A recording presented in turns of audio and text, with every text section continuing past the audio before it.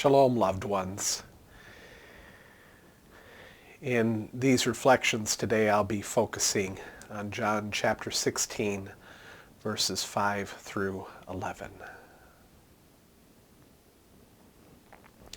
It's a great mystery indeed that when we come into this world, we are completely ourselves, and yet, almost as soon as we become aware of our first conscious thought, we spend most of our lives learning to rest in just who God has made us to be.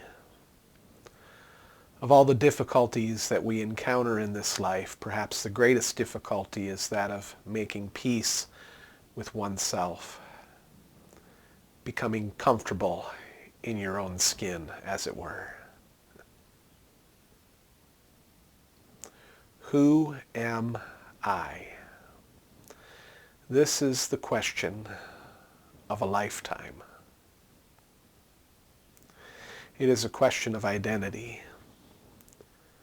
How we answer this question makes all the difference in the world.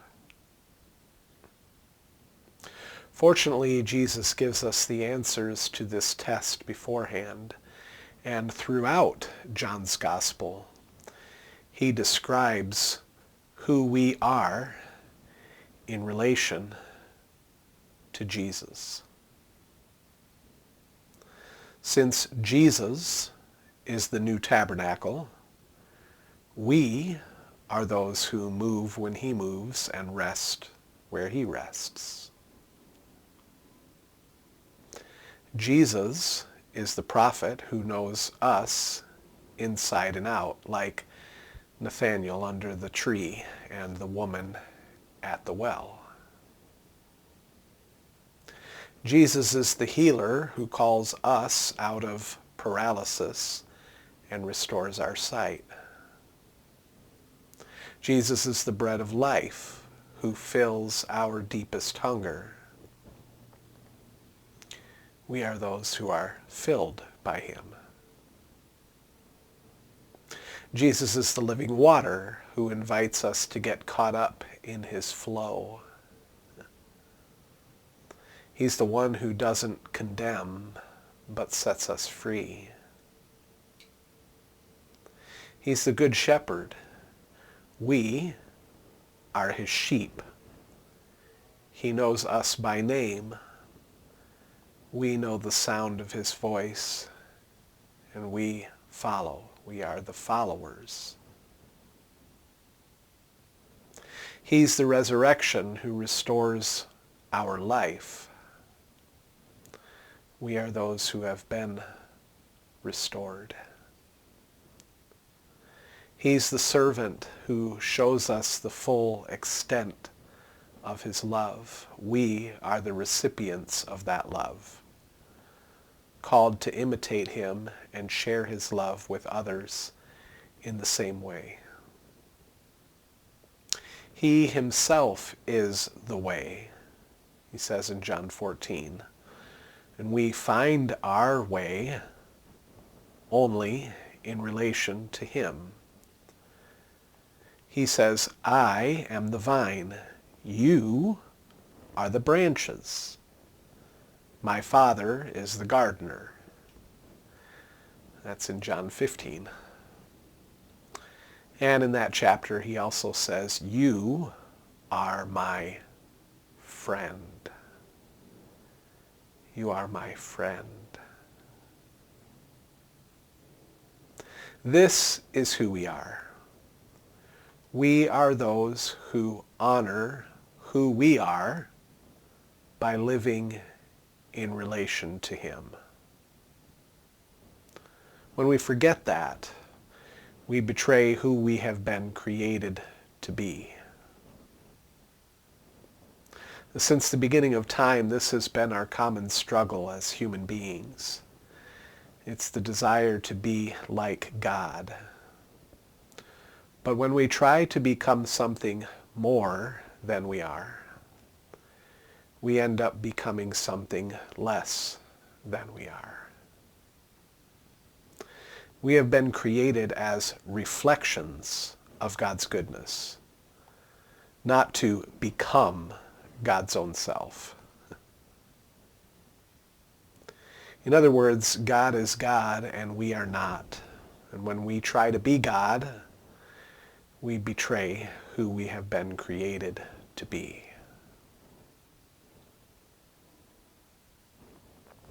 This forms the foundation of what Jesus tells us now in the early part of John 16, where Jesus has told them he is going away.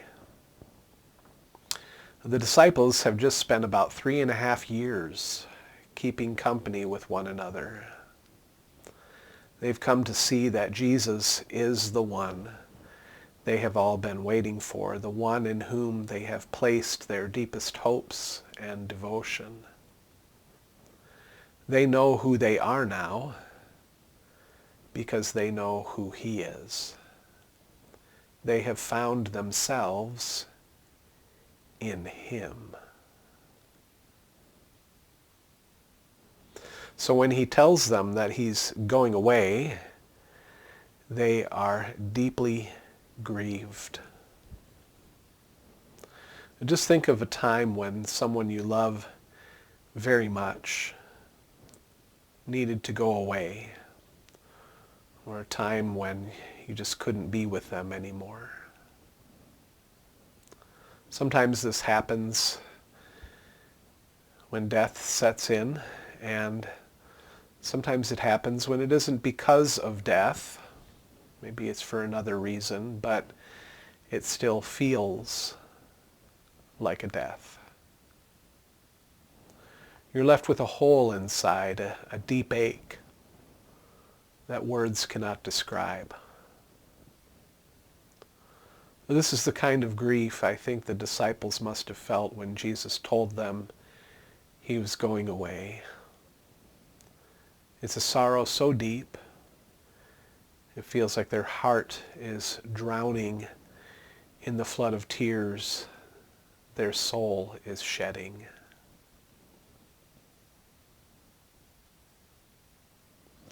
So Jesus offers them some comfort. He tells them not to be too grieved by his departure, because just as the Father sent him to be their friend, so he will send them another friend, a consoler, when he goes. The word he uses here to describe this new friend that he's going to send is the Greek word paraclete. It's a compound word composed of a prefix and a root. The root is kaleo, which means to call. And the prefix is para, which means near, or with, beside, or in the presence of. Para kaleo. Called to be near, with, and beside you.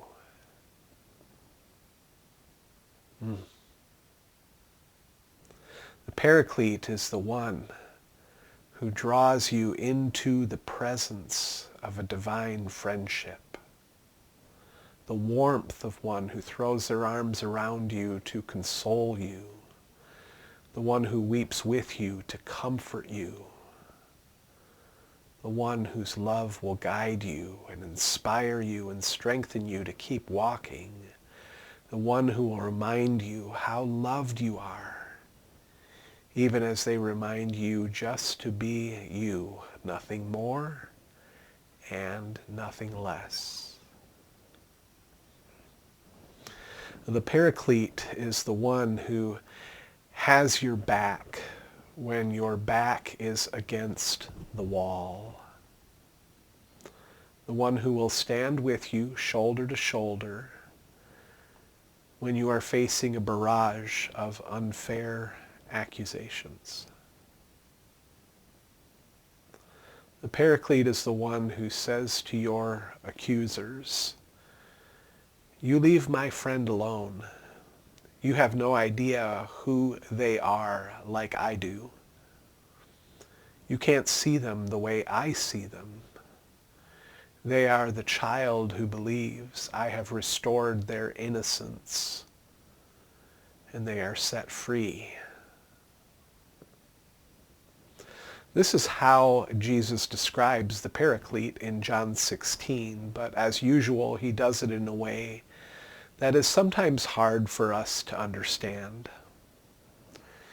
He speaks of the Paraclete's role in, quote, convicting the world of sin, righteousness, and judgment, unquote. Now, we sometimes experience what Jesus says here as, well, kind of convicting and perhaps even guilt-inducing. But it's important for us to keep in mind that what he says here is good news for his disciples and ultimately for the whole world.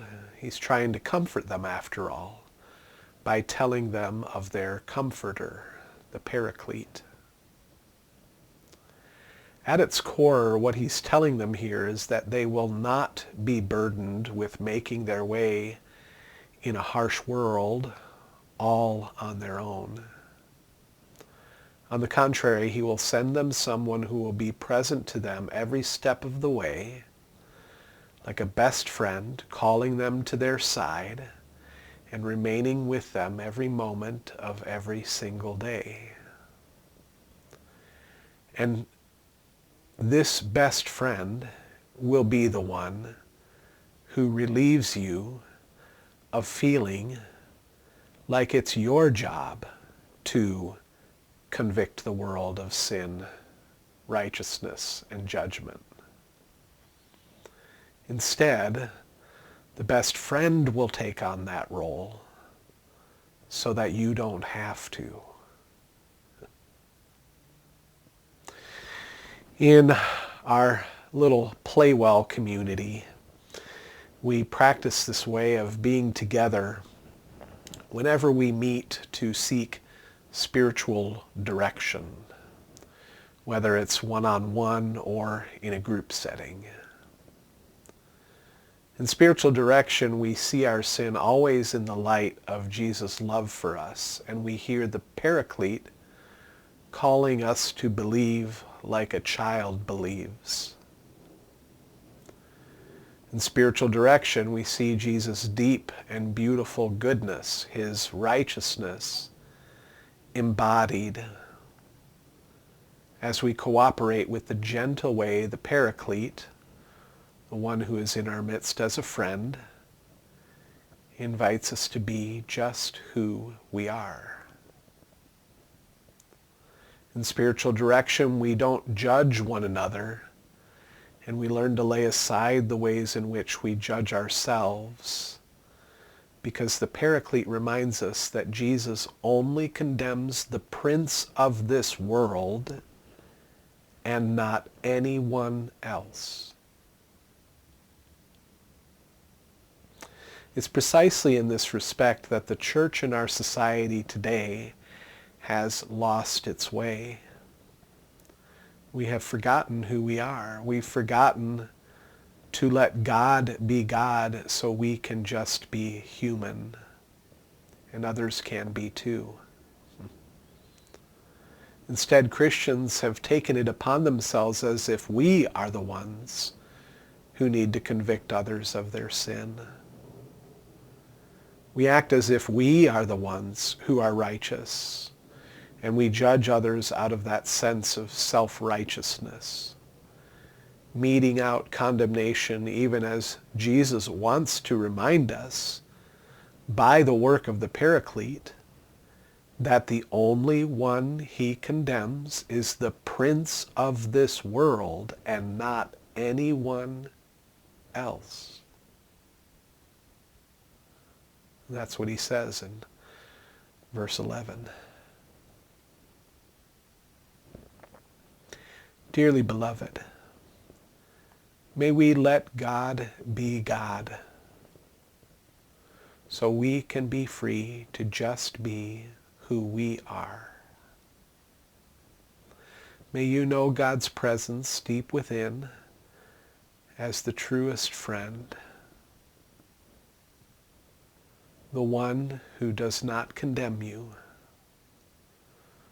the one who defends you from the attacks of the accuser, the one who reminds you that God has made and is making you beautiful inside and out, the one who has restored your innocence and reminds you just to believe like a child again.